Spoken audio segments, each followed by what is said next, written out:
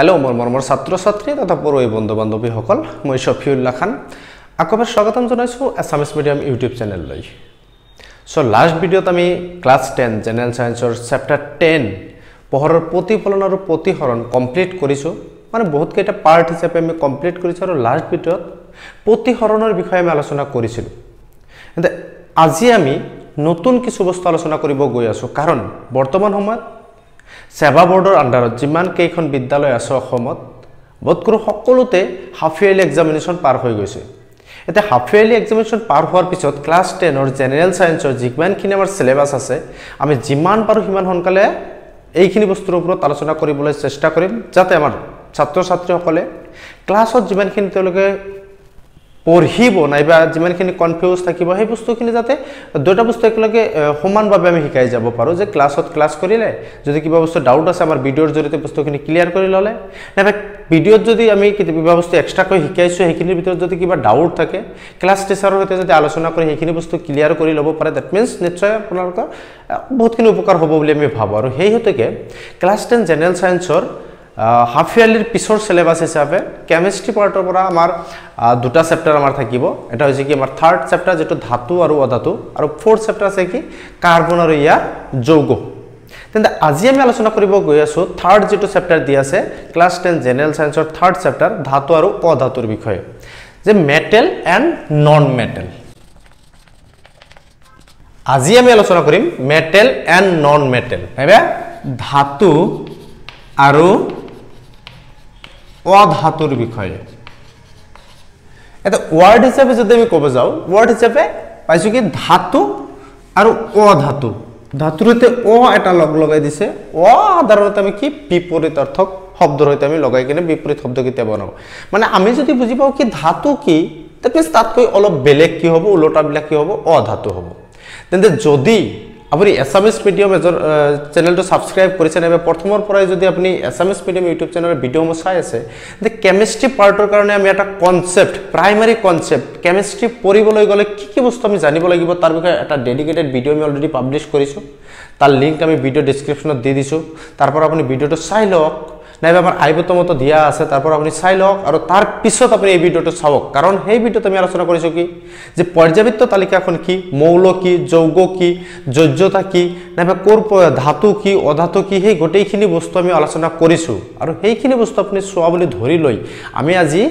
এই ধাতু আৰু অধাতুৰ সবিশেষ আলোচনা কৰিব গৈ আছো তেন্তে ধাতু হওক নাইবা অধাতু হওক ধাতু বা অধাতু যিয়ে কোন হক কিয় এবিলাক আসলতে আহিছে কৰ পৰা আমি পাইছো কি পৰ্যাবৃত্ত তালিকাৰ পৰা পাইছো পৰ্যাবৃত্ত তালিকা এনেকুৱা এটা চাৰ্ট আছে আমাৰ কি চেপ্টাৰ নম্বৰ 5 ত আছে মৌলৰ শ্ৰেণী বিভাজন পৰ্যাবৃত্ত শ্ৰেণী বিভাজন তাত এই চাৰ্টটো আমাৰ দিয়া আছে আৰু এই চাৰ্টটোত আমি কি পাইছো পৰ্যাবৃত্ত তালিকাত 118টা মৌল আছে আৰু ইয়াৰে ভিতৰত 92টা মৌল হৈছে কি আমাৰ প্ৰাকৃতিক মৌল আৰু বাকি কিটা হৈছে কি আমাৰ আৰ্টিফিশিয়াল মৌল এটা প্ৰাকৃতিক মৌল বুলি কোৱাৰ লগে লগে এইবিলাক মৌল ক'ত পোৱা যায় প্ৰকৃতিত পোৱা যায় প্ৰকৃতি আমাৰ বায়ু মাটি আমাৰ চাৰিওফালে থকা পৰিবেশ এই প্ৰকৃতিত পোৱা যায় এই মৌলসমূহ আৰু এই প্ৰাকৃতিক মৌলসমূহৰ ভিতৰত আমাৰ কি আছে এক প্ৰকাৰৰ হৈছে কি ধাতু এটা হৈছে কি আমাৰ অধাতু আৰু এটা আছে কি আমাৰ কি ধাতু কল্প এই তিনিটা বস্তু কি আমাৰ পৰ্যাবৃত্ত তালিকাত পোৱা যায় আৰু আমি যেতিয়া আমি পৰ্যাবৃত্ত তালিকাৰ কথা কৈছিলো আমি জানো কি পৰ্যাবৃত্ত তালিকাৰ ওপৰ ভাগত চাব এনেকৈ আপোনালোকক কিছু কালাৰ দিয়া আছে যে এই কালাৰে কি বুজাইছে ধাতু বুজাইছে এই কালাৰ অধাতু বুজাইছে এই কালাৰ কি হৈছে ধাতু কল্প আৰু ইয়াত এটা জিগজগ লাইন এনেকুৱা এটা আছে আৰু এই লাইনটো কি আমি পৰ্যাবৃত্ত তালিকাত ধাতু কল্প থাকে আৰু এই লাইনটোৰ সোঁফালে কি আছে আমাৰ অধাতু বিলাক থাকে আৰু এই লাইনটোৰ বাওফালে এইবিলাক বস্তু কি আছে আমাৰ ধাতু থাকে নাইবা পৰ্যাবৃত্ত তালিকাৰ বাওফালে ধাতু সোঁফালে অধাতু আৰু মাজ ভাগত কি থাকে ধাতু কল্প থাকে বুলি আমি ধৰি লৈছো তে এইবিলাক যে পৰ্যাবৃত্ত তালিকাত থকা মৌলবিলাকক যে ধাতু বুলি কৈছে কিয় কোৱা হৈছে ধাতু নাইবা কিছুমান মৌলক অধাতু বুলি কৈছে কিয় কোৱা হৈছে অধাতু এই ধাতু অধাতু নাইবা ধাতু কল্প কিয় কোৱা হৈছে আৰু কাৰ ভিত্তিত কোৱা হৈছে সেইখিনি কথা যদি আমি আলোচনা কৰিব পাৰো তেন্তে নিশ্চয় এই চেপ্টাৰটো বুজি পোৱাত কি হ'ব আমাৰ বহুতখিনি সুবিধা হ'ব তেন্তে আমি প্ৰথমত আমি আলোচনা কৰিম কি এই কোন এটা মৌলক ধাতু আৰু অধাতু কেতিয়া কোৱা হ'ব কোনো এটা মৌলক ধাতু নাইবা অধাতু কেতিয়া কোৱা হ'ব সেই বস্তুটো আমি আগত চাব লাগিব আৰু তাৰ হিচাপে আমি এই ধাতু নাইবা অধাতুৰ কিছু ধৰ্মৰ কথা আমি আলোচনা কৰিব লাগিব ধৰ্ম মানে বৈশিষ্ট্যৰ কথা আমি আলোচনা কৰিব লাগিব এটা যেতিয়া আমি কোনো এটা বস্তুৰ বৈশিষ্ট্যৰ কথা নাইবা ধৰ্মৰ কথা আলোচনা কৰিব যাম তেতিয়া আমাক দুটা ধৰ্ম হয় এটা হৈছে কি আমাৰ ভৌতিক ধৰ্ম আৰু এটা হৈছে কি আমাৰ ৰাসায়নিক ধৰ্ম এটা হচ্ছে কি আমার ভৌতিক ধর্ম আর এটা হচ্ছে কি আমার রাসায়নিক ধর্ম এতে ভৌতিক ধর্ম কি রাসায়নিক ধর্ম কি আমি আগত উল্লেখ করা এই ভিডিওত আমি স্পষ্টভাবে আলোচনা কৰিছো তেতে যদি এতিয়ালৈকে এই ভিডিওটো চোৱা নাই লিংক ডেসক্ৰিপশনত দিয়া আছে তাৰ পৰা আপোনালোকে চাই লওক ভৌতিক ধৰ্ম আৰু ৰাসায়নিক ধৰ্ম আমি চাব লাগিব এই ধাতু আৰু অধাতু চেপ্টাৰটোত এটা যদি আমি এটা কৈ যদি আমি আলোচনা কৰো যে ভৌতিক ধৰ্ম কি আছে নাইবা আমাৰ কি ধাতুসমূহৰ ৰাসায়নিক ধৰ্ম কি আছে সেই বিষয়ে যদি আমি আলোচনা কৰিব যাও তেন্তে আমি চাম কি যে ভৌতিক ধৰ্ম কি যে ধাতুসমূহ সাধাৰণতে এক নম্বৰত ধাতুসমূহ সাধাৰণতে দেখাত কি হয় চিকমিকিয়া গুণযুক্ত হয় ধাতুসমূহ সাধাৰণতে দেখাত চিকমিকিয়া গুণযুক্ত হয় যদি আমি উদাহৰণ হিচাপে লৈছো ধৰক সিলভাৰৰ কথা কৈছো নাইবা গোল্ডৰ কথা কৈছো আইৰনৰ কথা কৈছো কিন্তু এইবিলাক হৈছে কি ধাতু আৰু ধাতুবিলাকৰ কি থাকে আমাৰ ধাতব ধুতি বুলি কোৱা হয় ধাতব ধুতি যাক কি চিকমিকিয়া গুণ বুলি কৈছো যে ধাতুসমূহ সাধাৰণতে কি থাকিব চিকমিকিয়া গুণযুক্ত হ'ব যাক কি ধাতব ধুতি বুলি কোৱা হয় দুই নম্বৰে সাধাৰণতে কি থাকিব ধাতুসমূহ কঠিন অৱস্থাত থাকিব যদিও এতৰ কাঠিন্য যেটো কঠিনতাৰ যেটো প্ৰপাৰ্টিজ কাঠিন্য হেতু কিন্তু বেলেগ বেলেগ হ'ব মানে ধাতু বেলেগ বেলেগ হোৱাৰ লগে লগে তেওঁলোকৰ কঠিনতাৰ পৰিমাণটো কি হ'ব বেলেগ বেলেগ হ'ব কিন্তু ইয়াৰ পৰা এখাৰ কথা কি যে ধাতুসমূহ সাধাৰণতে কি থাকিব ধাতব ধুতি নাইবা চিকমিকিয়া গুণ থাকিব ধাতুসমূহ সাধাৰণতে কি থাকিব কঠিন অৱস্থাত থাকিব তিনি নম্বৰত ক'বলৈ গ'লে ধাতুসমূহে কি কৰিব ঘাত সহনীয়তা গুণযুক্ত হ'ব ধাতুসমূহ সাধাৰণতে ঘাত সহনীয়তা গুণ যুক্ত হ'ব এটা ঘাত সহনীয়তা কি মানে কোন এটা ধাতুক যদি কিবা বস্তু হেমাৰ নাইবা হাতুৰে যদি আমি কি কৰিছো পিটি দিছো হিয়তে কি কৰিব পাৰিব সহ্য কৰিব পাৰিব যেনেকৈ ধৰক আইৰন নাইবা লো যেটো বুলি কওঁ আমি আইৰন ইয়াক যদি হাতুৰে পিটি দিছো ই কি আকস্মিকভাৱে তাৎক্ষণিকভাৱে ভাঙি নাযায় কি হয় ই সহ্য কৰিব পাৰে এবাৰ দুবাৰ মাৰিলে তাৰ অৱস্থা কি পৰিৱৰ্তন নহয় ইমান সোনকালে মানে ই সহ্য কৰিব পাৰে তেন্তে কি যে ধাতু সাধাৰণতে কি থাকিব ধাতব ধুতি থাকিব ধাতু সাধাৰণতে কঠিন অৱস্থাত থাকিব ধাতুমৰ কি থাকিব ঘাত সহনীয়তা গুণ থাকিব 4 নম্বৰ ধাতুসমূহ কি হ'ব ঘাত নমনীয়তা থাকিব ঘাত নমনীয়তা ধৰ্ম থাকিব এতে ঘাত সহনীয়তা মানে ঘাত পিটিলে সহ্য কৰিব পাৰে আৰু ঘাত নমনীয়তা মানে কি হিয়তক যদি আমি কিবা প্ৰকাৰে তাৰ লৈ কনভাৰ্ট কৰিব খোজো মানে হিয়তক কিবা প্ৰেছাৰাইজ কৰি যদি হিয়তক দিগল কৰিব খোজো আমি দিগলো কৰিব পাৰো তেন্তে তাৰৰ নিচিনা যেটো আমি দিগল তাৰ বনাব পৰা যেটো গুণ থাকে ধাতুসমূহক তাক কি বুলি কোৱা হয় ঘাত নমনীয়তা বুলি কোৱা হয় 5 নম্বৰ ইহতৰ কি উতলাংক আৰু গলনাংক উতলাংক নাইবা গলনাংক কি হ'ব ইহতৰ বেছি থাকিব 6 নম্বৰত যদি আমি ক'ব যাও যে ধাতুসমূহ কি হ'ব তাপ আৰু বিদ্যুতৰ সুপৰিবাহী হ'ব তাপ আৰু বিদ্যুতৰ সুপৰিবাহী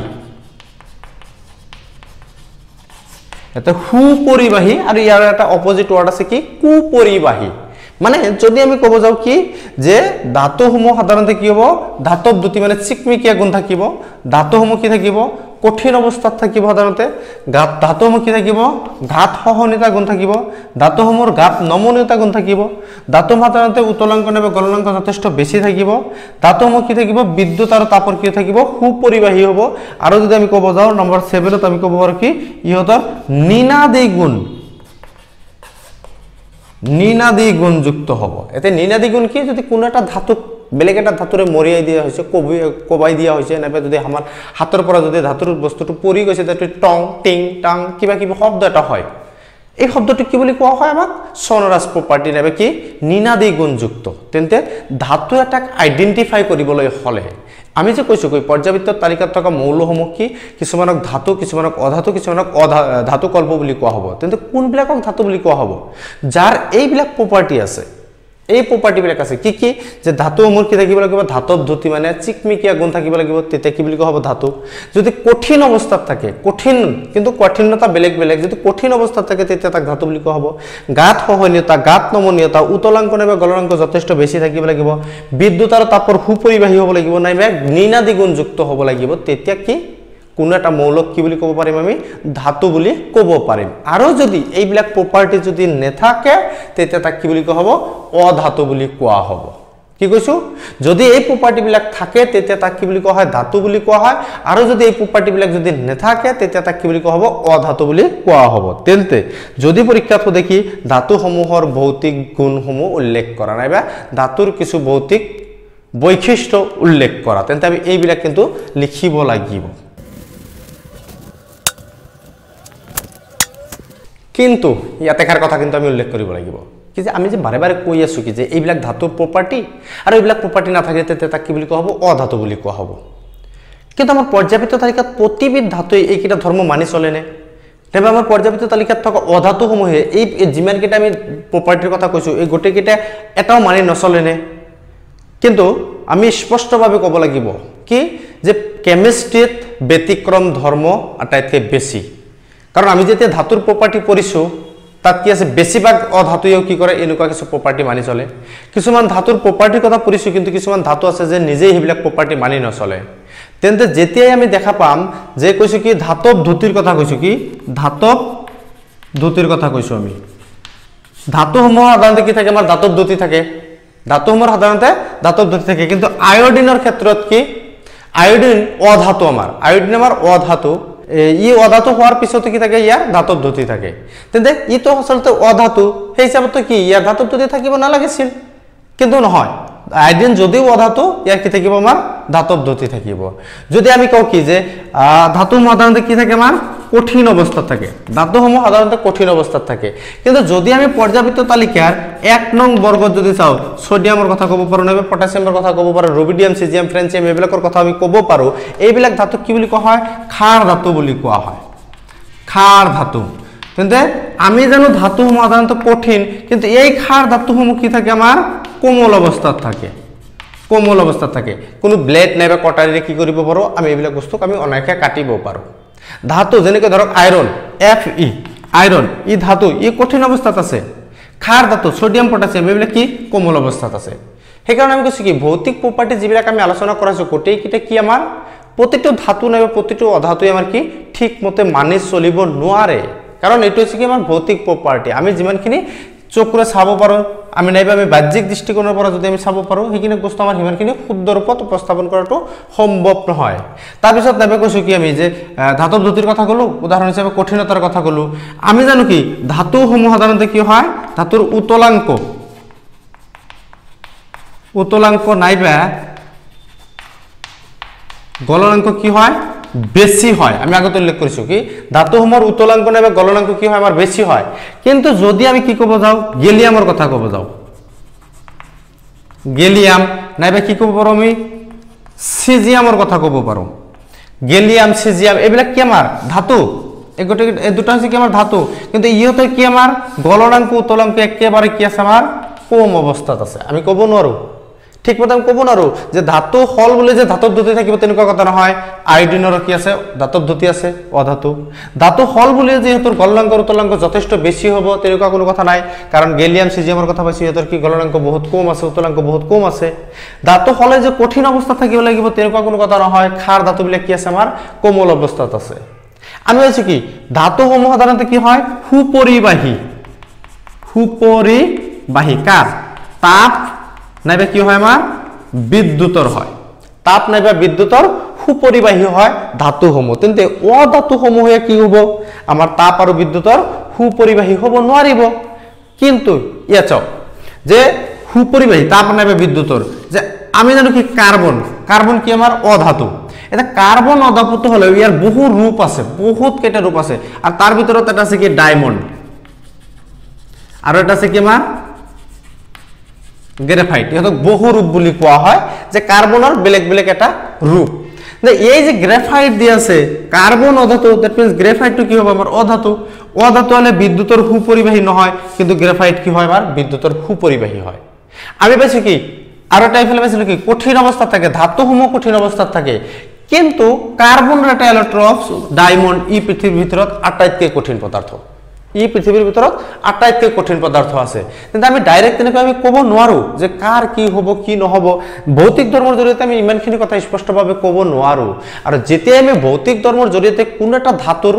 প্ৰপাৰ্টিজৰ বিষয়ে স্পষ্টভাৱে ক'ব নোৱাৰো, অধাতুৰ প্ৰপাৰ্টিৰ বিষয়ে স্পষ্টকৈ ক'ব নোৱাৰো, তেতিয়াই আমি যাব লাগিব কি কেমিকেল প্ৰপাৰ্টিজত আমি সোমাব লাগিব। সেইকাৰণেই আমি যেতিয়াই ক্লাছ 10 জেনেৰেল সায়েন্সৰ 3rd chapter metal and non metal ধাতু আৰু অধাতুৰ বিষয়ে আলোচনা কৰি আছিলোঁ, প্ৰথম অৱস্থাত আমি কি লৈছোঁ ধাতুসমূহৰ প্ৰপাৰ্টিজৰ বিষয়ে আলোচনা কৰিম। কি কি প্ৰপাৰ্টিজ? ভৌতিক প্ৰপাৰ্টিজ আৰু কি আছে আমাৰ কি কেমিকেল প্ৰপাৰ্টিজ, নাইবা ফিজিকেল প্ৰপাৰ্টিজ আৰু কেমিকেল প্ৰপাৰ্টিজ। এতিয়া প্ৰপাৰ্টিজৰ বিষয়ে কিয় আলোচনা কৰিব লগা হ'ল, নিশ্চয় আপোনালোকে বুজিব পাৰিছে যে কি অনলি ভৌতিক ধৰ্মৰ জৰিয়তে কোনো এটা মৌলৰ আমি বিবেচনা কৰিব নোৱাৰো কি ই ধাতু হ'ব নে অধাতু হ'ব, নাইবা ই ধাতু হ'লে এনেকুৱা প্ৰপাৰ্টি শ্ব' কৰিব, নাইবা অধাতু হ'লে এনেকুৱা প্ৰপাৰ্টি শ্ব' কৰিব। এই বস্তুটো আমি স্পষ্টভাৱে ক'ব নোৱাৰো। আৰু তাৰ কাৰণে এই ব্যতিক্ৰম ধৰ্মবিলাক আমি আলোচনা কৰাৰ পিছত আমি কি কৰিব লাগিব, আমি ৰাসায়নিক প্ৰপাৰ্টি নাইবা ৰাসায়নিক ধৰ্মৰ বিষয়ে আমি আলোচনা কৰিব লাগিব। আৰু এটা প্ৰপাৰ্টি চাওক, আমি জানো কি ধাতুসমূহ সাধাৰণতে কঠিন অৱস্থাত থাকে। এই যি পাৰা যিটো মাৰ্কিউৰি, এইটো কি থাকে ধাতুসমূহ কি থাকে সাধাৰণ অৱস্থাত কঠিন অৱস্থাত নাইবা কি থাকে আমাৰ গোটা অৱস্থাত থাকে,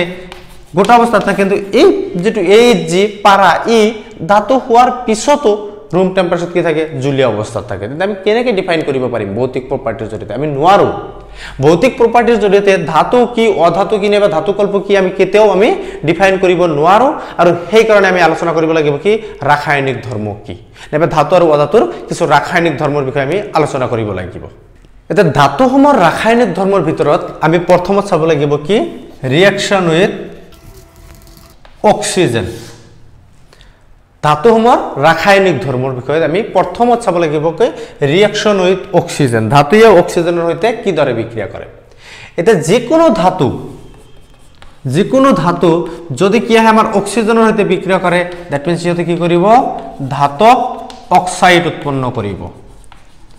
ধাতুৰ অক্সাইড উৎপন্ন কৰিব। যিকোনো ধাতু আহিব অক্সিজেনৰ সৈতে বিক্ৰিয়া কৰিলে ধাতুৰ অক্সাইড উৎপন্ন কৰিব। যেনেকৈ কি আমি যদি লৈছোঁ কি কপাৰ প্লাছ অক্সিজেন, এফালে কি হ'ব কপাৰ অক্সাইড, কপাৰৰ অক্সাইড উৎপন্ন হ'ব। যদি আমি কৈছোঁ কি এলুমিনিয়াম প্লাছ অক্সিজেন, এফালে কি হ'ব এলুমিনিয়ামৰ অক্সাইড উৎপন্ন হ'ব। তেন্তে ধাতুৰ সৈতে যেতিয়া আমাৰ অক্সিজেনে বিক্ৰিয়া কৰিব তেতিয়া কি হ'ব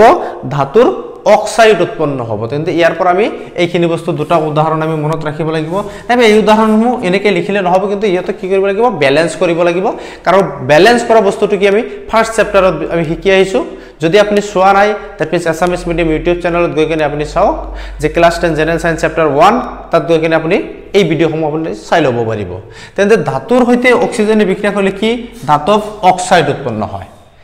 এতিয়া যেতিয়া আমাৰ ধাতব অক্সাইডৰ কথা ক'ব লাগিব, কিন্তু ইয়াত এষাৰ কথা আমি আগতে পাই আহিছোঁ যে ধাতব অক্সাইডসমূহ কি হয় ক্ষাৰকীয় গুণযুক্ত হয়। কি হয় ধাতব অক্সাইডসমূহ ক্ষাৰকীয় গুণযুক্ত হয়। দ্যাট মিন্স এই যে ধাতুৰ অক্সাইড হৈছে, এই যে ধাতুৰ অক্সাইড হৈছে, এই গোটেইকেইটা কি হ'ব আমাৰ ক্ষাৰকীয় গুণযুক্ত হ'ব ধাতুৰ অক্সাইড। আৰু অধাতুৰ অক্সাইডবিলাক অধাতব অক্সাইডবিলাক কি হয় আমাৰ আম্লিক গুণযুক্ত হয়, আম্লিক গুণযুক্ত হয়। এই আম্লিক গুণযুক্ত নাইবা ক্ষাৰকীয় গুণযুক্ত এই দুটা বস্তুৰ বিষয়ে আমি বহুত কথা আলোচনা কৰিছোঁ 2nd নম্বৰ চেপ্টাৰত। যদি আপুনি ভিডিঅ' চোৱা নাই আপুনি চাই ল'ব বুলি আমি আশা কৰিছোঁ। যদি আমাৰ ধাতব অক্সাইডসমূহ যদি ক্ষাৰকীয় গুণযুক্ত হয়,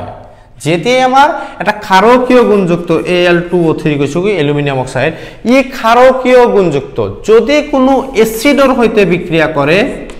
তেতিয়া ক্ষাৰক আৰু এচিড মাজত বিক্রিয়া হলে কি হয় এফালে আমি জানো কি সল্ট প্লাস ওয়াটার হয় লবণ আৰু পানী উৎপন্ন হয় তে এলুমিনিয়াম অক্সাইডে যেতে এসিডৰ হৈতে বিক্ৰিয়া কৰিব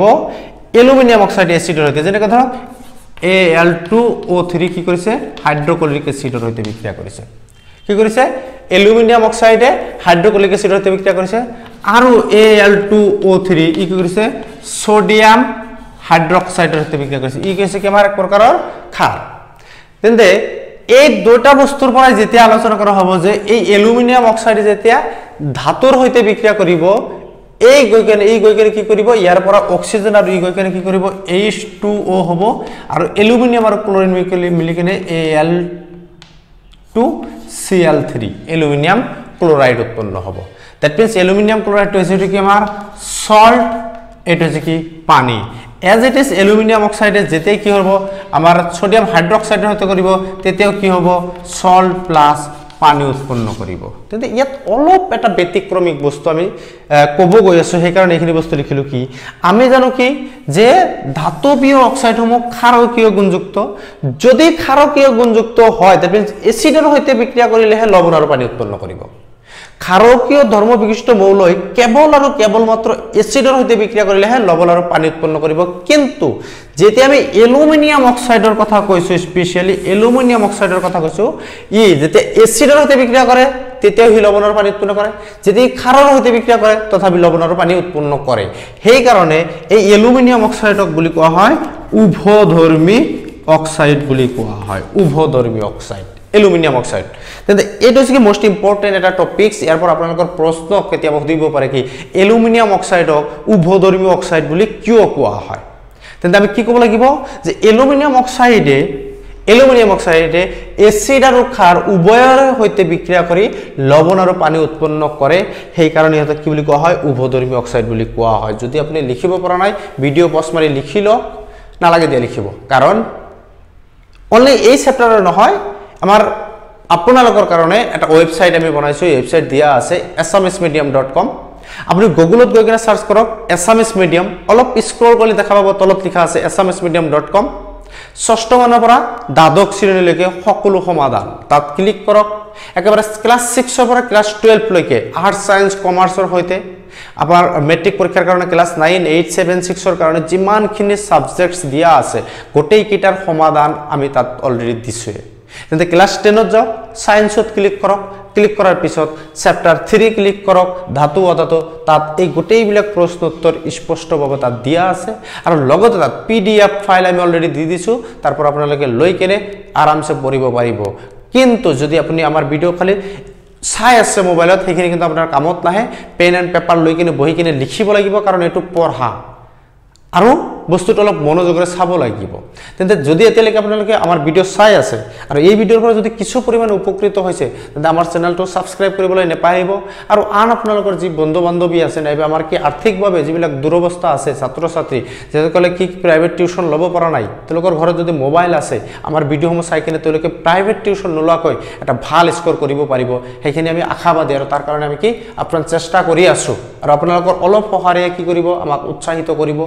আমাক কাম কৰাৰ কাৰণে কি উৎসাহ জগাব তেন্তে আপোনাৰ চেনেলটো আপুনি আপোনালোকৰ চেনেলটো সাবস্ক্ৰাইব কৰক আন বন্ধু বান্ধৱীৰ সৈতে কি কৰক আমাৰ ভিডিওসমূহ শেয়াৰ কৰক এটা ধাতুসমূহে অক্সিজেনৰ সৈতে কিদৰে বিক্ৰিয়া কৰিলে আমি চালো এটা তাৰ পিছত চাওক ৰিঅ্যাকশন উইথ ওয়াটাৰ মলিকুল এবা পানীৰ সৈতে কিদৰে বিক্ৰিয়া কৰিব পানীৰ সৈতে ধাতুসমূহে কিদৰে বিক্ৰিয়া কৰিব এটা যেতিয়াই কোনো এটা ধাতু পানীৰ সৈতে বিক্ৰিয়া কৰিব যেতিয়াই কোনো এটা ধাতু প্লাস পানী কৰিব নাইবা ধাতুৱে পানীৰ সৈতে বিক্ৰিয়া কৰিব ই গৈ কিনে ধাতব হাইড্ৰক্সাইড প্লাস হাইড্ৰোজেন গেছ উৎপন্ন কৰিব কি কৈছো যেতিয়াই কোনো এটা ধাতুৱে পানীৰ সৈতে বিক্ৰিয়া কৰিব কি কৰিব ধাতুৰ হাইড্ৰক্সাইড আৰু কি কৰিব হাইড্ৰোজেন গেছ উৎপন্ন কৰিব যেনেকৈ ধৰক আমি লৈছো কি সোডিয়াম সোডিয়ামে কি কৰিব যেতিয়া আমাৰ কি পানীৰ সৈতে বিক্ৰিয়া কৰিব H2 ৰ সৈতে বিক্ৰিয়া কৰিব কি হ'ব ধাতু হাইড্ৰক্সাইড আৰু হাইড্ৰোজেন এফালে আমি হাইড্ৰোজেনটো আগত লিখি দিছো দ্যাট মিন্স ইয়াৰ পৰা হাইড্ৰোজেনটো গুছি গৈছে তেন্তে ইয়াৰ পৰা কি এটা হাইড্ৰোজেন গুছি গৈছে আৰু ইয়াৰ পৰা কি হ'ব NaOH ধাতব হাইড্ৰক্সাইড OH কি বুজাইছে আমাক হাইড্ৰক্সাইড এতে সোডিয়াম হাইড্ৰক্সাইড আৰু কি হৈছে আমাৰ হাইড্ৰোজেন গেছ উৎপন্ন হৈছে যদি সোডিয়ামৰ কথা বাদ দিছো আমি পটাছিয়ামৰ কথা কৈছো কে ৰ হৈতে কি কৰিছে আমি পটাছিয়াম আৰু oxygen that means potassium hydroxide উৎপন্ন হ'ব লগত কি হ'ব হাইড্ৰোজেন গেছ উৎপন্ন হ'ব আৰু এই যে আমাৰ হাইড্ৰোজেন গেছ উৎপন্ন হৈছে এই বিক্ৰিয়াবিলাকত এই হাইড্ৰোজেনৰ গেছৰ উৎপন্ন হোৱাৰ মাত্ৰাটো বহুত কি হয় প্ৰবলভাৱে হয় বহুত ভয়ংকৰভাৱে উৎপন্ন হয় বহুত বেছি পৰিমাণে উৎপন্ন হোৱাৰ কাৰণে ই কি কৰে তাপ উৎপাদী বিক্ৰিয়া হিসাবে আমি ধৰিব পাৰো নাইবা ইয়াত জুই লাগি যোৱাৰ সম্ভাৱনা যথেষ্ট বেছি থাকে ইয়াতে যেতিয়াই সোডিয়াম নাইবা পটাছিয়াম ইয়ত কি অধিক সক্রিয় ধাতু ইয়ত সক্রিয়তা কি অলপ পিছত আমি আলোচনা কৰি আছো সক্ৰিয়তা কি যে সোডিয়াম নাইবা পটাছিয়ামৰ লিখিয়া যদি সক্ৰিয় ধাতুসমূহ কি কৰে আমাৰ পানীৰ সৈতে বিক্ৰিয়া কৰে তেতে কি কৰে আমাৰ সোডিয়াম হাইড্ৰক্সাইড উৎপন্ন হয় আৰু সোডিয়াম হাইড্ৰক্সাইডৰ লগে লগে আমাৰ কি হয় হাইড্ৰোজেন গ্যাস উৎপন্ন হয় আৰু হাইড্ৰোজেন গ্যাসত প্ৰবলভাৱে বিক্ৰিয়া কৰাৰ কাৰণে কি লাগে তাত জুই লগাৰ সম্ভাৱনা বহুত বেছি বাঢ়ি যায় এনেকুৱা বহুত ধাতু আছে যদি আমি কি লৈছো আমি ম্যাগনেসিয়ামৰ কথা লৈছো ম্যাগনেসিয়ামে কি কৰিব আমাৰ পানীৰ সৈতে বিক্ৰিয়া কৰিব এতে ম্যাগনেসিয়ামে যেতিয়া পানীৰ সৈতে বিক্ৰিয়া কৰিব ইয়াত এটা কন্ডিশন আহি যায় এই ঠাণ্ডা পানীৰ সৈতে বিক্ৰিয়া নকৰে ই কি কৰিব আমাৰ গৰম পানীৰ সৈতে বিক্ৰিয়া কৰিব লাগিব এতে চাওক ইয়াতে এই যেটো আমি লৈছিলো ইয়াৰ মাজত কিন্তু আমি ফিজিক্যাল কোনো এতৰ যেটো ফিজিক্যাল যেটো ইন্ডিকেশন এটো কিন্তু আমি একো দিয়া নাছিল যে কি হ'ব এই লিকুইড অৱস্থা থাকিব না গ্যাসিয়াস স্টেটত থাকিব কাৰণ ইয়াত এটা বস্তু লিখিব লগা হয় ভৌতিক অৱস্থা কি উল্লেখ কৰিব লগা হয় আৰু সেই বিষয়ে আমি প্ৰথম যেটো চ্যাপ্টাৰ তাত আমি আলোচনা কৰি আহিছো তেন্তে আমি সোডিয়াম ম্যাগনেসিয়ামৰ কথা সোডিয়াম নাইবা পটাছিয়ামৰ কথা আমি আলোচনা কৰিছো আৰু তাৰ পিছত যদি আমি ম্যাগনেসিয়ামৰ কথা কওঁ ম্যাগনেসিয়ামে কি নকৰে আমাৰ ঠাণ্ডা পানীৰ সৈতে বিক্ৰিয়া নকৰে ই কি নকৰে আৰু ঠাণ্ডা পানীৰ সৈতে বিক্ৰিয়া নকৰে কিন্তু গৰম পানীৰ সৈতে যেতিয়া বিক্ৰিয়া কৰিব আমাৰ উৎপন্ন কি হয় ধাতু hydroxide that means magnesium hydroxide MgAOH2 magnesium hydroxide উৎপন্ন হ'ব লগতে কি হ'ব হাইড্ৰোজেন গ্যাস উৎপন্ন হ'ব তেন্তে মূল কথা কি ধাতুৱে যেতেই পানীৰ সৈতে বিক্ৰিয়া কৰিব ধাতু হাইড্ৰক্সাইড উৎপন্ন হ'ব আৰু লগত হাইড্ৰোজেন গ্যাস উৎপন্ন হ'ব কিন্তু কিছুমান ধাতুৱে কি কৰে পানীৰ সৈতে প্ৰবলভাৱে বিক্ৰিয়া কৰে তাৰ ফলত কি লাগি যায় আমাৰ জুই লগাৰ চান্স থাকে কিছুমান ধাতুৱে কি কৰে হিমান প্ৰবলভাৱে বিক্ৰিয়া নকৰে কিছুমান ধাতুৱে কি ঠাণ্ডা পানীৰ সৈতে বিক্ৰিয়া নকৰে গৰম পানীৰ সৈতে বিক্ৰিয়া কৰে আন কিছুমান ধাতু আছে যদি আমি ক'ব যাওঁ আইৰন এলুমিনিয়াম জিংক এইবিলাকে কি নকৰে আমাৰ ঠাণ্ডা অথবা গৰম পানী কাৰো সৈতে বিক্ৰিয়া নকৰে কি কথা আছে এলুমিনিয়াম নাইবা আইৰন আছে ইহতে কি নকৰে ঠাণ্ডা নাইবা কি আমাৰ গৰম পানী ইহত কাৰো সৈতে বিক্ৰিয়া নকৰে কি আইৰন নাইবা আমাৰ এলুমিনিয়ামৰ কথা ক'ব পাৰো ইহতে ঠাণ্ডা নাইবা গৰম পানী কাৰো সৈতে বিক্ৰিয়া নকৰে কিন্তু যদি ইহতে ধৰক আমি কি লৈছো এলুমিনিয়াম লৈছো এলুমিনিয়ামৰ সৈতে পানীয়ে বিক্ৰিয়া কৰিছে কিন্তু পানীৰ কন্ডিশনটো কি গ্যাসিয়াস ফৰ্মত আছে গ্যাসিয়াস ফৰ্মেটত থাকিব লাগিব দ্যাট মিন্স জলীয় বাষ্পৰ সৈতে যেতিয়া বিক্ৰিয়া কৰিব এই এলুমিনিয়ামে পানীৰ সৈতে বিক্ৰিয়া কৰি কি কৰিব এলুমিনিয়াম অক্সাইড Al2O3 আৰু কি কৰিব লগত হাইড্ৰোজেন গ্যাস উৎপন্ন কৰিব তেন্তে আমি ইয়াৰ কি চাব পাৰো যে ধাতু হল বুলি যে পানীৰ সৈতে সেম ৰিঅ্যাকশন দেখাব তেনেকুৱা কোনো কথা নাই কিছুমান ধাতুৱে কি কৰে প্ৰবলভাৱে বিক্ৰিয়া কৰি জুই উৎপন্ন কৰে কিছুমানে প্ৰবলভাৱে বিক্ৰিয়া নকৰে কিছুমানে ঠাণ্ডা পানীৰ সৈতে বিক্ৰিয়া নকৰে গৰম পানীৰ সৈতে বিক্ৰিয়া কৰে কিছুমানে আকৌ ঠাণ্ডা পানী গৰম পানী কাৰৰ সৈতে বিক্ৰিয়া নকৰে ইয়াতে কি কৰে ডাইৰেক্ট জলীয় বাষ্প অৱস্থাত থকা এই বাষ্পৰ সৈতে বিক্ৰিয়া কৰে কি কৰে ধাতুৰ অক্সাইড উৎপন্ন কৰে আৰু লগত হাইড্ৰোজেন গ্যাস উৎপন্ন কৰে কিন্তু তাৰ পিছত আৰু কিছুমান ধাতুৰ কথা আমি ক'ব পাৰো যেনেকৈ কি lead copper silver gold কি কথা কৈছো lead তাৰ পিছত gold silver এইবিলাকে কি নকৰে পানীৰ কোনো অৱস্থাৰ হৈতে বিক্ৰিয়া নকৰে ঠাণ্ডা পানীৰ হৈতেও নকৰে গৰম পানীৰ হৈতেও নকৰে ইভেন কি জলীয় বাষ্পৰ হৈতেও ইহতে কি নকৰে বিক্ৰিয়া নকৰে যদি আমাৰ মেটেলে কি কৰি আছে যিকোনো এসিডৰ হৈতে যদি বিক্ৰিয়া কৰে এসিড মেটেলে যেতিয়া এসিডৰ হৈতে বিক্ৰিয়া কৰে তেতিয়া কি উৎপন্ন কৰিব এটা কৰে কি আমাৰ metallic salt plus hydrogen gas উৎপন্ন কৰে কি কৈছো মেটেল যেতিয়া আমাৰ এসিডৰ সৈতে বিক্ৰিয়া কৰিব তেতিয়া সল্ট আৰু হাইড্ৰোজেন গ্যাস উৎপন্ন কৰিব কি তাৰ মানে যদি আমাৰ ইংলিশত যদি অসুবিধা হয় তেতিয়া অসমীয়াত কি কৈছো ধাতুৱে যেতিয়া এসিডৰ সৈতে বিক্ৰিয়া কৰিব তেতিয়া লৱণ আৰু হাইড্ৰোজেন গ্যাস উৎপন্ন কৰিব এই বিষয়ে আমি দ্বিতীয় যেটো অধ্যায় আলোচনা কৰা হৈছে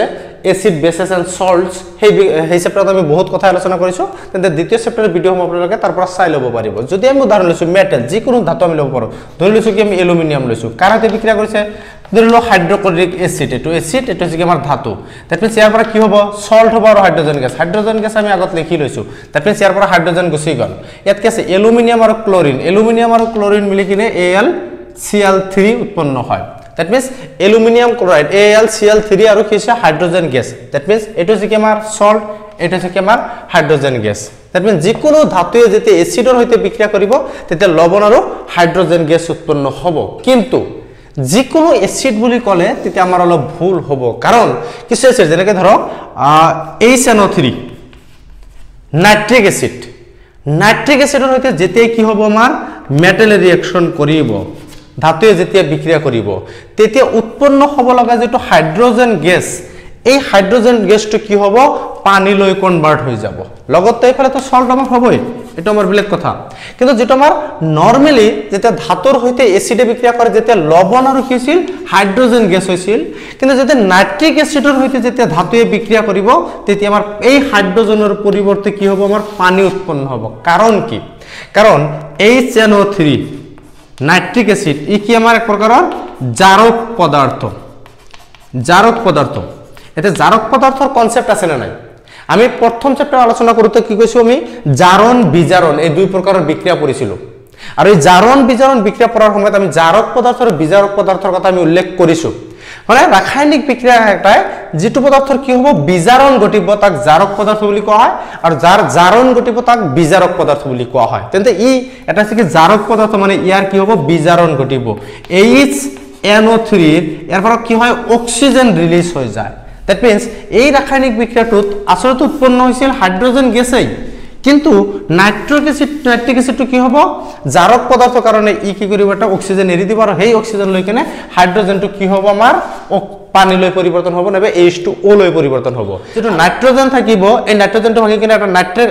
নাইট্ৰাছ অক্সাইড এটা নাইট্ৰিক অ্যাসিড আৰু এটা কি হ'ব নাইট্ৰোজেন ডাই অক্সাইড আমাৰ কি হ'ব উৎপন্ন হ'ব এতে যদি যাও আমি 4 নম্বৰ পয়েন্ট লৈ 4 নম্বৰ পয়েন্টত আমি কি কব পাৰো ধাতু সমূহে কি কৰিব আন ধাতব লবণৰ হৈতে কি দৰে বিক্ৰিয়া কৰিব কি কৈছো ধাতু সমূহে আন ধাতব লবণৰ হৈতে কি দৰে বিক্ৰিয়া কৰিব এতিয়া যিকোনো আমি ধাতু লব পাৰো যিকোনো ধাতুৰ যদি আমি উদাহৰণ হিচাপে লব যাও ধৰিলো কি ধৰক আমি এটা এনেকে ধৰিছো যে কি এ এটা কি আছে আমাৰ মেটেল দিয়া আছে এ এটা মেটেল ই বিক্ৰিয়া কৰিছে কি CD ধৰিলো BCA বুলি ধৰিলো BC কি কৈছে কি আমাৰ মেটালিক সল্ট বুলি দিছো নেবা ধাতব লবণ ইয়াৰ হৈতে যদি বিক্ৰিয়া কৰে কিন্তু কন্ডিশনটো কি যদি A is greater than B হৈ যায় greater than মানে ইয়াৰ আকাৰ আকৃতি নহয় ইয়াৰ কি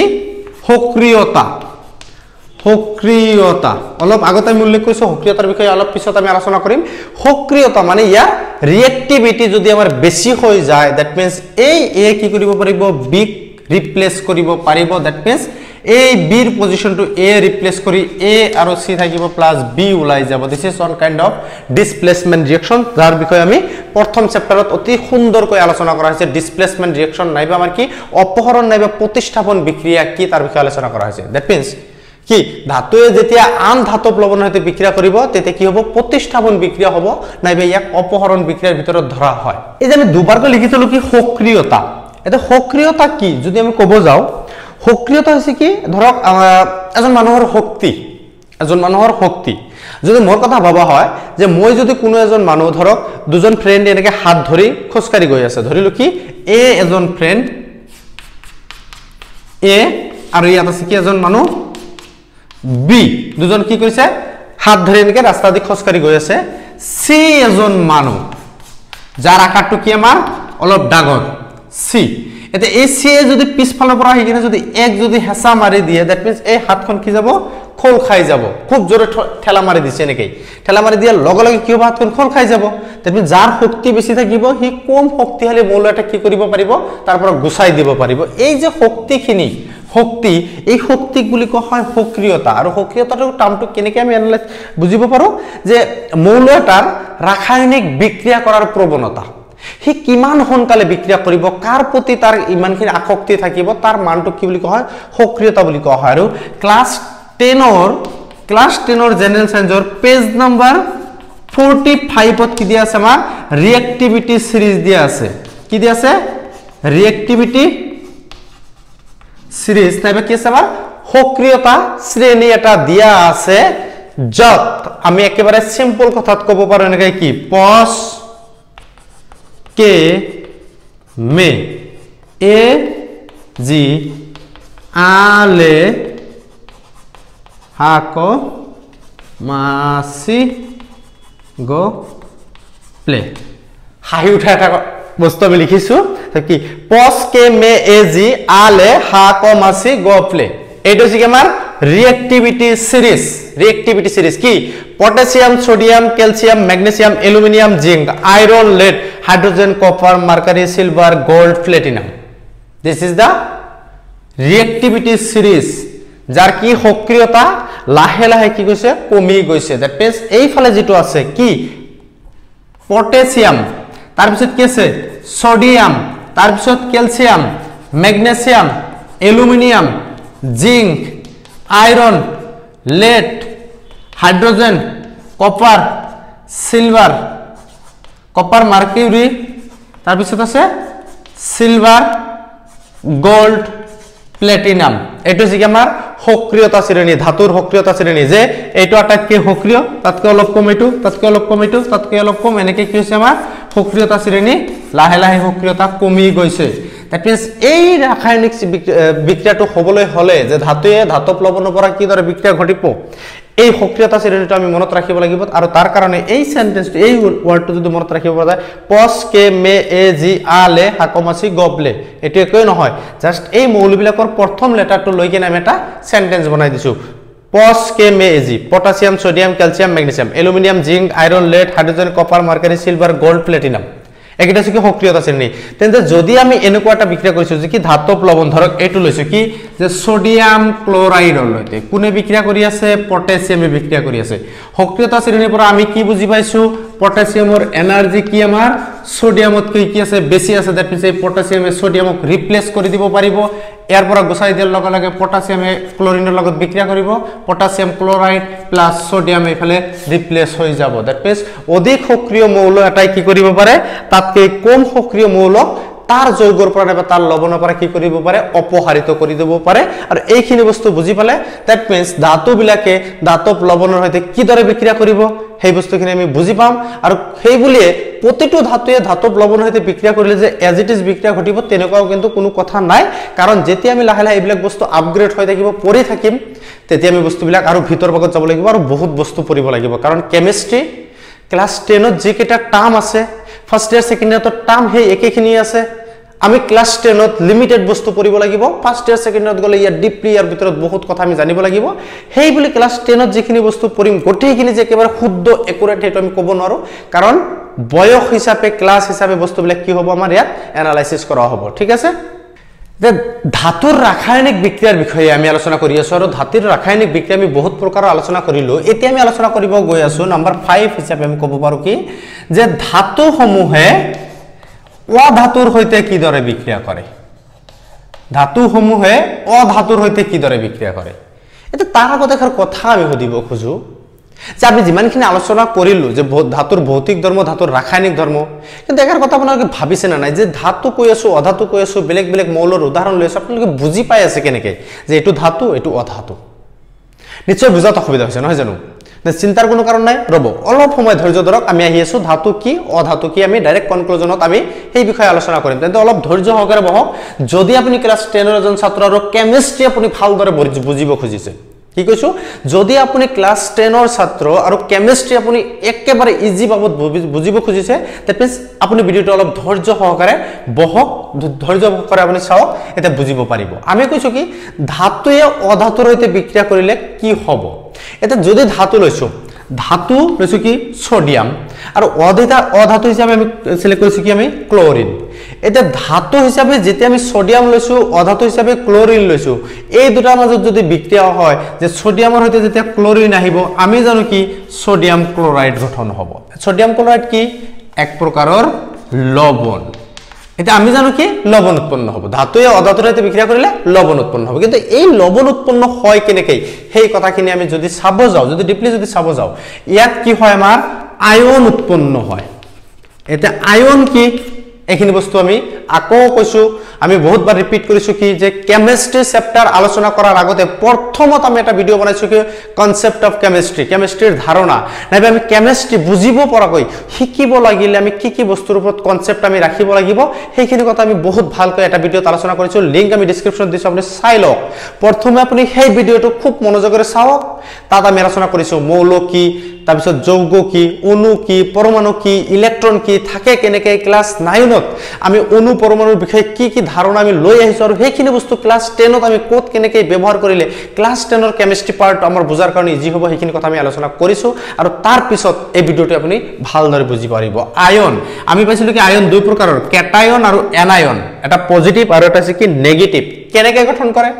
এই গঠন কৰা বস্তুটো বুজিবলৈ হলে কি চাব লাগিব যে সোডিয়ামৰ টোটাল ইলেক্ট্ৰন কেইটা আছে 11টা আছে এতিয়া তেন্তে তাৰ ইলেক্ট্ৰনিক বিন্যাস কি হ'ব 281 যেতে আমাৰ বহিৰ্তম কক্ষত এটা ইলেক্ট্ৰন আছে ই সুস্থিৰ নহয় কাৰণ নিউল্যান্ডৰ অষ্টক সূত্ৰ অনুসৰি পৰমাণুটোৰ বহিৰ্তম কক্ষত কি 8টা ইলেক্ট্ৰন ৰাখিব খোজে মানে তাৰ বহিৰ্তম কক্ষত শূন্য ইলেক্ট্ৰন নাইবা যোজ্যতাৰ তাৰ 0 বনাব খোজে কাৰণ কি যোজ্যতা 0 হোৱাৰ লগে লগে হিয়তৰ নেক্সট এটা ক্যাটাগৰী আহি যায় পৰ্যায়বৃত্ত তালিকাত সম্ভ্ৰান্ত গ্যাস নাইবা নবল গ্যাস 18 নম্বৰ বৰ্গত থকা মৌলবোৰক কোৱা হয় কাৰণ হিয়তে কাৰো হৈতে বিক্ৰিয়া নকৰে কাৰণ হিয়তে সুস্থিৰতা লাভ কৰিছে সুস্থ হিচাপে আছে আৰু প্ৰতিটো মৌলৰ এটাই কাৰণ তেওঁলোকে সুস্থ হ'ব খোজে তেনে সোডিয়ামে যি ইলেক্ট্ৰন লৈ বহি আছিল কি 281 দ্যাট মিন্স সোডিয়ামে কি কৰে এটা ইলেক্ট্ৰন তাৰ বহিৰ্তম কক্ষৰ পৰা এৰি দিয়ে সোডিয়াম -1 ইলেক্ট্ৰন যেতিয়া এটা ইলেক্ট্ৰন এৰি দিয়ে সোডিয়ামে এটা পজিটিভ আয়ন গঠন কৰে দ্যাট মিন্স সোডিয়ামে কি কৰিলে ক্যাটায়ন প্ৰস্তুত কৰিলে এজ ইট ইজ যেতিয়া ক্লোৰিনৰ যদি চাব যাও আমি ক্লোৰিনৰ টোটাল ইলেক্ট্ৰন কেইটা আছে 17টা আছে ইয়াৰ ইলেক্ট্ৰনৰ বিন্যাস 287 সো ইয়াৰ বহিৰ্তম কক্ষত কেইটা আছে 7টা ইলেক্ট্ৰন আছে ই সুস্থিৰতা লাভ কৰিব খোজে সেইকাৰণে বাহিৰৰ পৰা এটা ইলেক্ট্ৰন গ্ৰহণ কৰি ই কি কৰিব খোজে নিজক 8 বনাব খোজে 8টা ইলেক্ট্ৰন বনাব খোজে সেইকাৰণে হি কি কৰিব এই সোডিয়ামে এৰি দিয়া ইলেক্ট্ৰনটো কি কৰিব হি গ্ৰহণ কৰিব ক্লোৰিন + 1 ইলেক্ট্ৰন কি হ'ব ই গৈ কিনে ক্লোৰিন এটা নেগেটিভ আয়ন গঠন কৰিব আৰু এই যে নেগেটিভ আয়ন আৰু পজিটিভ আয়ন দুটা বিপৰীত ধৰ্মী আধানৰ মাজত কি হয় সদায় অ্যাট্ৰাকশন ফোৰ্স থাকে এটা আকৰ্ষণী এটা বল থাকে আৰু এই আকৰ্ষণী বলৰ কাৰণে যেতিয়া আমি এনেকৈ যদি লিখি দিও এফালে কি আছে সোডিয়াম + ক্লোৰিন পজিটিভ নেগেটিভ এই দুটা ক্যান্সেল যাব এইফালে গৈ কিনে দুটা মিলি কিনে সোডিয়ামে পজিটিভ ক্লোৰিনে নেগেটিভ এই পজিটিভে নেগেটিভক নিউট্ৰালাইজ কৰিব নেগেটিভে পজিটিভক নিউট্ৰালাইজ কৰিব ইয়াৰ সোডিয়াম ক্লোৰাইড লবণটো আমাৰ উৎপন্ন হল তেন্তে এই বস্তুখিনি কেনেকৈ গঠন হয় যদি আমি সোডিয়াম লৈছো সোডিয়ামৰ কি এইটো যদি আমি বহিৰ্তম কক্ষ বুলি ধৰিছো নাইবা যদি প্ৰথম খল বুলি ধৰিছো প্ৰথম খলত কেইটা আছে আমাৰ দুটা ইলেক্ট্ৰন আছে তাৰ পিছৰ খলত কেইটা আছে আমাৰ 8টা ইলেক্ট্ৰন আছে আমি এনেকৈ আমি ক্ৰস চিহ্নৰ দ্বাৰা বুজাইছো ইয়াৰ বহিৰ্তম কক্ষত কি লাষ্ট এটা ইলেক্ট্ৰন আছে এই লাষ্ট এটা ইলেক্ট্ৰন কি কৰিব হি এৰি দিব এৰি দিলে লগে ক্লোৰিনৰ বহিৰ্তম কক্ষত কেইটা ইলেক্ট্ৰন আছে ক্লোৰিনৰ বহিৰ্তম কক্ষত কেইটা আছে প্ৰথম খলত দুটা আছে তাৰ পিছত কেইটা আছে 8টা আছে তাৰ বহিৰ্তম কক্ষত কেইটা আছে আমাৰ 7টা আছে 2 4 6 7 এই যে ইলেক্ট্ৰনটো এৰি দিলে এই ইলেক্ট্ৰনটো কত আহিব ইয়াত আহিব এনেকৈ গঠন কৰি কেনে কি হ'ব সোডিয়ামে কি কৰিলে এটা পজিটিভ গঠন কৰিলে আৰু ক্লোৰিনে কি কৰিব টোটাল 1 2 3 4 5 6 7 আৰু ইয়াৰ পৰা এৰি দিয়া ইলেক্ট্ৰনটো কি এটো ধৰিলাম 8 দ্যাট মিন্স এনেকৈ গৈ কেনে তেহতে কি কৰিব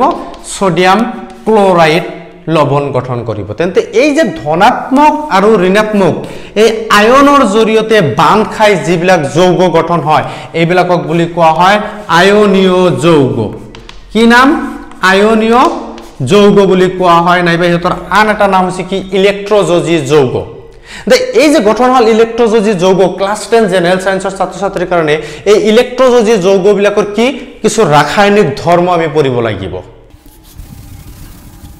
এটা আমি পঢ়িলো কি আয়নীয় যৌগসমূহ কেনেদৰে গঠন হয় নাইবা আমাৰ কি ধাতুয়ে অধাতুৰ সৈতে বিক্ৰিয়া কৰিলে কি হ'ব আয়নীয় যৌগ গঠন হ'ব মানে লবণ গঠন হ'ব এই আয়নীয় যৌগৰ ধৰ্মৰ বিষয়ে এতিয়া আমি অলপ পঢ়িব লাগিব কি এটা সিম্পল ভাবে এটা কথা আমি ভাবিব আৰু কি আয়নীয় যৌগসমূহৰ মাজত পজিটিভ আৰু এটা নেগেটিভ ইহতৰ অ্যাট্ৰাকশনৰ ফলত কি হৈছিল আয়নীয় যৌগ গঠন হৈছিল পজিটিভ আৰু নেগেটিভৰ অ্যাট্ৰাকশন ফোৰ্স আৰু এই অ্যাট্ৰাকশন ফোৰ্সটো কি হয় বহুত বেছি পৰিমাণে থাকে তেন্তে যেতি আমাৰ কি যে এটা পজিটিভ সোডিয়ামে পজিটিভ গঠন কৰিছিল ক্লোৰিনে নেগেটিভ এই দুটাৰ মাজত আকৰ্ষণী বল যদি যথেষ্ট বেছি থাকে তেন্তে এই পদাৰ্থটো কি হ'ব বহুত কঠিন ভাবে বান্ধ খাই থাকিব ইহতৰ মাজত যদি বিদ্যুৎ স্থিতিয় বল এই বলটো কি হ'ব যথেষ্ট বেছি হ'ব কাৰণ ইহতে কি থাকিব গোটা অৱস্থাত থাকিব দ্যাট মিন্স আয়নীয় যৌগসমূহ প্ৰথমতে কি থাকিব কঠিন গোটা অৱস্থাত থাকিব কঠিন গোটা অৱস্থাত থাকিব যদি কঠিন গোটা অৱস্থাত থাকে দ্যাট মিন্স এই যৌগসমূহৰ উতলাঙ্ক লগতে গলনাঙ্ক উতলাঙ্ক আৰু গলনাঙ্ক কি হ'ব দাই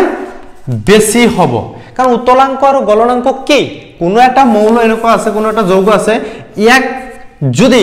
আমি গলাবলৈ চেষ্টা কৰোঁ গলাবলৈ চেষ্টা কৰিলে যিমানখিনি তাপ দিব লাগিব সেইখিনি কি তাৰ গলনাংক আৰু গলাৰ পিছত যেতিয়া তাক উতলাবলৈ চেষ্টা কৰিম তাপ আৰু দিম যেতিয়া উতলাবলৈ চেষ্টা কৰিম যেতিয়া যিমান ডিগ্ৰী সেলসিয়াছত হি উতলিব তাক কি বুলি কোৱা হ'ব তাৰ উতলাংক বুলি কোৱা হ'ব তেন্তে ইহতৰ মাজত যদি আকৰ্ষণী বল বেছি থাকে কোনো এটা মৌল এইটো ইহতৰ মাজত যদি আকৰ্ষণী বল বেছি থাকে দ্যাট মিন্স ইহতক ভাঙিবলৈ তাপ বেছি লাগিব দ্যাট মিন্স গলনাংক বেছি হ'ব যদি গলনাংক বেছি হয় উতলাংক কি হ'ব বেছি থাকিব দ্যাট মিন্স গলনাংক আৰু উতলাংক বেছি থাকিব 3 নম্বৰ ইহতে কি থাকিব বিদ্যুতৰ সুপৰিবাহী ইহত কি হ'ব বিদ্যুতৰ সুপৰিবাহী কিন্তু কেনেকুৱা বিগলিত অৱস্থাত গোটা অৱস্থাত কিন্তু হিয়তে বিদ্যুতৰ সুপৰিবাহী নহয় কাৰণ যেতিয়া ইহতে গঠন হৈছিল ইহতে কি কৈছিল চাৰ্জ লৈ গঠন কৰিছিল মানে ধনাত্মকভাৱে আহিত কণা আৰু ঋণাত্মকভাৱে আহিত কণাৰ একেলগ হৈ কেনে কি হৈছিল হিয়তে আয়ন গঠন কৰিছিল কিন্তু যেতে পানীত যেতিয়া দ্ৰৱীভূত হ'ব নাইবা কোনো দ্ৰাৱকত যেতিয়া দ্ৰৱীভূত হ'ব হিয়তে কি কৰিব সদায় আয়ন উৎপন্ন কৰিব এটা আয়ন যেতিয়া উৎপন্ন হ'ব আয়নৰ মাজৰ কি হ'ব বিদ্যুৎ পাছ হ'বই পাৰিব সেই কাৰণে এটা কি বুলি কোৱা হয় বিদ্যুতৰ সুপৰিবাহী কেনেকুৱা কন্ডিশনত বিগলিত অৱস্থাত হিয়তে বিদ্যুৎ পৰিবহন কৰিব পাৰে 4 নম্বৰত পইণ্টত আৰু এটা কথা ক'ব কি ইহত পানীত কি হ'ব দ্ৰৱণীয় ইহতে কি হ'ব পানীত দ্ৰৱণীয় যেনেকৈ সোডিয়াম ক্লোৰাইড ই কি আসলতে আমি ঘৰত হততে ব্যৱহাৰ কৰি থকা খোৱা লৱণ যেটো হেতু কি সোডিয়াম ক্লোৰাইড ই কি হয় পানীৰ মাজত দ্ৰৱীভূত হৈ যায় কিন্তু এইবিলাক যদি কেৰোসিন নাইবা কি লৈছো আমি পেট্ৰলিয়াম লৈছো কেৰোসিন পেট্ৰলিয়াম আদি দ্ৰাৱকত কি এই আয়নীয় যৌগসমূহ দ্ৰৱীভূত নহয় কি কৈছো এইকেইটা যে কি আমাৰ আয়নীয় যৌগসমূহৰ ৰাসায়নিক ধৰ্ম এটো কি থাকিব বিদ্যুৎ স্থিতিয় বল যথেষ্ট বেছি হোৱাৰ কাৰণে গোটা নাইবা কঠিন অৱস্থাত থাকিব ইহতে দৃঢ় হ'ব ইহতৰ উতলাংক আৰু গলনাংক কি থাকিব যথেষ্ট বেছি থাকিব ইহতে কি বিদ্যুৎ পৰিবহন কৰিব পাৰিব কিন্তু কি বিগলিত অৱস্থাত আৰু ইহতে পানীত দ্ৰৱণীয় হ'ব কিন্তু কিছু দ্ৰাৱক আছে যেনেকৈ পেট্ৰল কেৰোসিন এইবিলাকত কি নহব দ্ৰৱণীয় অৱস্থাত পোৱা নাযাব তেন্তে মৰমৰ ছাত্ৰ ছাত্ৰীসকল আজি আমি বহুত কথা আলোচনা কৰিলো কি যে হাফ ইয়াৰলি এক্সাম যোৱাৰ পিছত ক্লাস 10 ৰ ছাত্ৰ ছাত্ৰীসকলৰ কাৰণে ক্লাস 10 সায়েন্সৰ ছাত্ৰ ছাত্ৰীসকলৰ কাৰণে যদি হাফ ইয়াৰলি সিলেবাস যদি আমি ফলো কৰো দেন দ্যাট মিন্স ধাতু আৰু অধাতু চেপ্টাৰটো আমাৰ আহে আৰু ছাত্ৰ ছাত্ৰীৰ সুবিধাৰ কাৰণে আমি ক্লাস যাতে স্টাৰ্ট হোৱাৰ আগতে আমি ক্লাস 10 ৰ জেনাৰেল সায়েন্সৰ কিছু ভিডিও আমি আগবঢ়াব পাৰো যাতে তেওঁলোকে এই ভিডিওসমূহ চাইকনে ক্লাছত গৈ কিনে তাৰ কনসেপ্টটো ক্লিয়াৰ কৰিব পাৰে নাইবা ক্লাছত ক্লাস কৰাৰ পিছত যদি স্কুলত ক্লাস কৰাৰ পিছত যদি তাৰ কনসেপ্টত কিবা যদি খেলি মেলি থাকে দ্যাট মিন্স এই ভিডিওসমূহ চাই যাতে তেওঁলোকে প্ৰপাৰ এটা কনসেপ্ট ল'ব পাৰে তাৰ কাৰণে আমি চেষ্টা কৰি আছো আৰু সেই কাৰণে আজি আমি ক্লাস 10 জেনাৰেল সায়েন্সৰ কাৰণে ধাতু আৰু অধাতু চেপ্টাৰৰ বহু কথা আলোচনা কৰিলো ধাতু কি অধাতু কি সেই কথা আমি আলোচনা কৰিলো নাইবা ইয়াৰ আগতে আমি আলোচনা কৰিছো কি যে ধাতুৰ ভৌতিক ধৰ্ম কি কেমিক্যাল প্ৰপাৰ্টিজ কি সেই বিষয়ে আমি আজি সম্পূৰ্ণৰূপে আলোচনা কৰাৰ লগতে আমাৰ কি আছে আয়নীয় যৌগ কেনেকৈ গঠন হয় সেই বিষয়ে আমি আলোচনা কৰিলো কিন্তু এখাৰ কথা আমি কৈছো নহয় যে আমি লাষ্টত আলোচনা কৰিম কি যে ধাতু আৰু অধাতু আমি কি ধৰে চিনাক্ত কৰিব পাৰো ধাতু আৰু অধাতু কি ধৰে চিনাক্ত কৰিব পাৰো তেন্তে আমি এখাৰ কথা কৈছো নহয় যে ধাতু আৰু অধাতু আমি কেনেকৈ চিনাক্তকৰণ কৰিব পাৰো সেই কথা আমি আলোচনা কৰিম তেন্তে এতিয়া চাও যে ধাতু আৰু অধাতু যেতিয়া আমি ভৌতিক ধৰ্মৰ কথা কৈছিলো যে ধাতুসমূহ কি থাকিব ধাতব দতি থাকিব কঠিন অৱস্থা থাকিব ঘাত সহনীয়তা ঘাত নমনীয়তা নাইবা আৰু বহুত কেইটা ধৰ্মৰ কথা কৈছিলো যে এইকেইটা থাকিলে ধাতু কিন্তু তাত যেতিয়া আমি ব্যতিক্ৰম ধৰ্ম পাইছিলো তেতিয়া কিন্তু দেখা পাইছো কি যে কিছু ধাতুয়ে যেনেকুৱা ধৰ্ম মানে অধাতুয়েও মানে চলে যেটো অধাতু মানে চলিব লাগে হেতু কেতিয়াবা ধাতুয়ে মানে চলে দ্যাট মিন্স আমাৰ খেলি মেলি হৈ যায় সেই কাৰণে আমি ৰাসায়নিকভাৱে আমি বস্তু এটাৰ ধৰ্ম চাবি লাগিব যেতে আমি পৰ্যাবৃত্ত তালিকাত থকা মৌলসমূহক ইলেক্ট্ৰনীয় বিন্যাসৰ জৰিয়তে বিবেচনা কৰিম যেতে কোনো ধাতুৰ মানে যেতে কোনো মৌলৰ বহিৰ্তম কক্ষত এটা দুটা আৰু তিনিটা ইলেক্ট্ৰন থাকিব হিয়তক কি বুলি কোৱা হ'ব ধাতু বুলি কোৱা হ'ব মনত ৰাখিব মৰমৰ ছাত্ৰ ছাত্ৰীসকল যদি কোনো পৰ্যাবৃত্ত তালিকাত থকা মৌলসমূহৰ ইলেক্ট্ৰনীয় বিন্যাস আমি লিখিছো ইলেক্ট্ৰনীয় বিন্যাস কেনেকৈ লিখা হয় 2n² ফৰ্মুলাৰ জৰিয়তে ক্লাস 9 ত আমি স্পষ্টভাৱে আলোচনা কৰিছো ভিডিও আমাৰ এছএমএছ মিডিয়াম ইউটিউব চেনেলত দিয়া আছে তাৰ পৰা চাই ল'ব পাৰিব যে ক্লাস 9 ত আমি আলোচনা কৰিছো কি 2n² ফৰ্মুলাৰ জৰিয়তে টোটাল ইলেক্ট্ৰন সমূহ আমি কেনেদৰে ভাগ কৰিব পাৰো k l এম এন খোলত থকা মুঠ ইলেক্ট্ৰন আমি ভাগ কৰিছো প্ৰথম খোলত 2টা তাৰ পিছত 8টা তাৰ পিছত 18টা তাৰ পিছত 32টা এনেকৈ ইলেক্ট্ৰন ভাগ বতৰা কৰো আৰু তেনেকৈ ভাগ বতৰা কৰাৰ সময়ত লাষ্টৰ খোলত যদি কেতিয়াবা এটা ইলেক্ট্ৰন 2টা ইলেক্ট্ৰন আৰু 3টা ইলেক্ট্ৰন থাকে তেতিয়া তাক কি বুলি কোৱা হয় ধাতু বুলি কোৱা হয় আৰু যদি বহিৰ্তম কক্ষত 4টা 5টা 6টা আৰু 7টা ইলেক্ট্ৰন থাকে তেতিয়া তাক কি বুলি কোৱা হয় অধাতু বুলি কোৱা হয় মনত থাকিব মৰমৰ ছাত্ৰ ছাত্ৰীসকল যে ধাতু আৰু অধাতু আমি কি দৰে চিনাক্ত কৰিম যে পৰ্যায়বৃত্ত তালিকাত থকা যিকোনো মৌলৰ ইলেক্ট্ৰনিক বিন্যাস লিখাৰ পিছত যদি তেওঁৰ বহিৰ্তম কক্ষত এটা দুটা তিনিটা ইলেক্ট্ৰন থাকে দ্যাট মিন্স সেইকেইটা ধাতু আৰু যদি বহিৰ্তম কক্ষত 4 5 6 7টা ইলেক্ট্ৰন থাকে তেতিয়া তাক কি বুলি কোৱা হ'ব অধাতু আৰু যদি বহিৰ্তম কক্ষত 8টা ইলেক্ট্ৰন থাকে নাইবা বহিৰ্তম কক্ষত যদি 0 ইলেক্ট্ৰন থাকে তেতিয়া তাক কি বুলি কোৱা হ'ব সম্ভ্ৰান্ত গেছ নাইবা নবল গেছ আৰু ইয়াৰে হইতে আন এটা টার্ম আমি কৈছিলো কি ধাতু কল্প এটা ধাতু কল্প কি ধাতু আৰু অধাতুৰ মাজত থকা এটো কিছুমান কি ধাতুৰ ধৰ্ম দেখুৱায় কিছুমান অধাতুৰ ধৰ্ম দেখুৱায় এতে সহজভাৱে যদি আমি বুজি লব খুজি এখাৰ কথা আমি উল্লেখ কৰিব পাৰো কি যে ধাতু ধৰি লওক কি আমাৰ লৰা অধাতু হৈছে কি আমাৰ ছোৱালী অধাতু ধাতু কল্প বিলাক হৈছে কি আমাৰ ট্ৰান্সজেন্ডাৰ হিয়তৰ মাজত কেতিয়াবা লৰাৰ ক্যাৰেক্টাৰ আহিব পাৰে কেতিয়াবা ছোৱালীৰ ক্যাৰেক্টাৰ আহিব পাৰে দ্যাট মিন্স লৰা ছোৱালী আৰু ট্ৰান্সজেন্ডাৰ ধাতু অধাতু আৰু ধাতু কল্প এই তিনটা বস্তু মনত ৰাখক আজিলৈকে আৰু নেক্সট টাইমত আমি আলোচনা কৰিম কি ধাতুসমূহ কি দৰে আমাৰ প্ৰাকৃতিক পৰিৱেশৰ পৰা আমি হিয়তক নিষ্কাশন কৰিব পাৰো হিয়তৰ পিউৰিটি চেক কৰি কেনে হিয়তক কি দৰে আমি